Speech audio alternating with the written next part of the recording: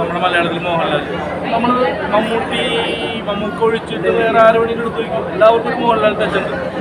അതുപോലെ ഏത് തമിഴ്നാട്ടിൽ എടുത്തു നോക്കി കഴിഞ്ഞാൽ ഒരു രജനി ടച്ച് എല്ലാ തമിഴ് സിനിമയിലെ എല്ലാ ആക്ടേഴ്സിനും ഉണ്ട്. അപ്പം അതുപോലെ നമ്മളെ ഓട്ടോമാറ്റിക്കായിട്ട് നമുക്ക് അങ്ങനെ ഒരു അനുകരണം അല്ലെങ്കിൽ ആ ഒരു എനിക്ക് ഇത്തിരി കൂടുതലുണ്ട്. പ്രത്യേകിച്ച് ഞാനിങ്ങനെ ഇരിക്കുന്നതുകൊണ്ട് അതൊക്കെ എൻ്റെ തണുപ്പ് അല്ലെങ്കിൽ എൻ്റെ സ്റ്റൈല് എല്ലാം ഉണ്ട്. ഇപ്പോൾ ഞാൻ മറ്റുള്ളതിനൊന്നും ശ്രമിച്ചിട്ടില്ല. സ്റ്റേജ് സൗണ്ട് ഇമിറ്റേറ്റ് ചെയ്യാനൊന്നും ഞാൻ ശ്രമിച്ചിട്ടില്ല.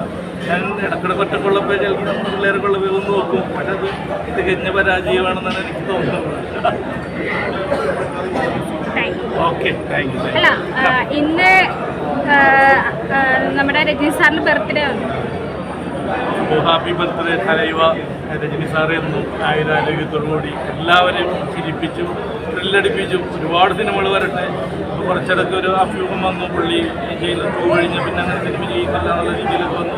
അതെല്ലാം പടയപ്പ 2 വരുന്നു, ഭാഷ 2 വരും. എല്ലാവരും അങ്ങനെയാണല്ലോ. എല്ലാവർക്കും പേടിയാണ് ഇത്രയും ഇതിലും സിനിമ ഓടിക്കാനൊക്കെ. അപ്പോൾ ഒരു വിജയത്തിൻ്റെ പുറകെ കണ്ടിന്യൂ ചെയ്ത് മലയാളത്തിൽ തന്നെയുണ്ട്. വിജയിക്കും പോയി.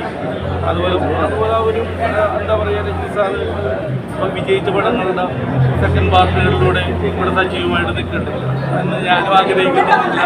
എല്ലാവരെയും പോലെ ഞാനും ആഗ്രഹിക്കുന്നു. അപ്പോൾ ഇത്രയും ഞാൻ പറഞ്ഞില്ലേ, ഇപ്പം എല്ലാവരും എൻ്റെ അടുത്ത് വന്ന് നിൽക്കുന്നത് ഇതുകൊണ്ടാണ്. അപ്പോൾ എനിക്കും ഇതുപോലെ ഒരു ഇതിൽ നിറഞ്ഞു നിൽക്കാൻ പറ്റും.